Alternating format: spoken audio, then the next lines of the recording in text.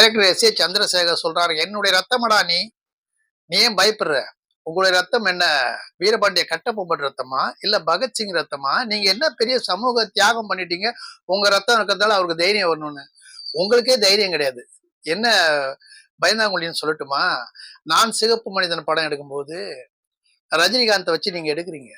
அப்போ மிகப்பெரிய பாப்புலரா இருந்தவரு பாக்கியராஜ். அவரை கூப்பிட்டு சிங்காரம்னு ஒரு கேரக்டர், சிஐடி கேரக்டர். அவர் சர்வசாதாரணமா சைக்கிள்ல தான் வருவாரு, பொறிகள்ல சாப்பிட்டுட்டு வருவாரு. சத்யராஜ் தப்பிச்சு போகும்போது அவரை பிடிச்சி மிரட்டுவாரு. போலீஸ் அடினா எப்படி இருக்கும் தெரியுமாடா, உள்ள காயம் வச்சு சீர் வச்சிடும் அப்படின்னு சொல்லி மிரட்டுவார். அந்த மாதிரி அவர் வர்ற காட்சிகளை அப்படியே பயந்துட்டு அவரே டைரக்ட் பண்ண விட்டுட்டீங்க. ஏன்னா அவர் டைரக்ட் பண்ணா பிரமாதமா இருக்கும். அந்த அளவுக்கு ஒரு சமூகத்தில் புரட்சி சிந்தனைகளை சொன்ன டைரக்டர் எல்லாம் கிடையாது நீங்க. ஒரு பாரதி ராஜா மாதிரி அலைகள் இதுல பூணுல இருக்கிற கதாநாயகனும் அந்த சிலுவையை அறுத்து போற நாயகியும் சேர்த்து ஜாதி மதம் எங்களுக்கு வேணாம்னு போறாங்களா? அந்த மாதிரி புரட்சி விஷயம் சொல்லி சொன்னீங்கன்னா இல்ல.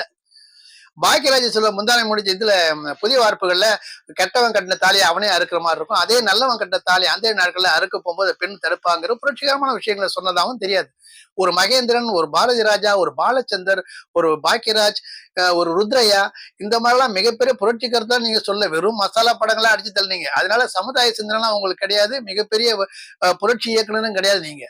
நீங்க என்னமோ வந்துட்டு அப்பாவும் பிள்ளையும் சேர்ந்துட்டு தமிழ்நாட்டில் ஆளலான்னு ஒரு வெத்து கனவு காண்றீங்க. அதெல்லாம் நடக்குமா ஐயா? நீங்க ஏன் சீன் போடுறீங்க? அவர் சீன் போறதே பத்தாதா? நீங்க வேற ஏன்டா பயப்படுறேன்னா அவர் செஞ்ச தப்புக்கு பயந்துதான் ஆகணும். அது கூட பயப்படாரா? இன்னும் 400 பேரை சாவடிப்புன்னு சொல்லுவீங்களா? இதெல்லாம் உங்களுக்கு நல்லா இருக்குதா சந்திரசேகர்? இதோட இந்த மாதிரி மாறு தட்டிட்டு பேசுற பேச்செல்லாம் விட்டு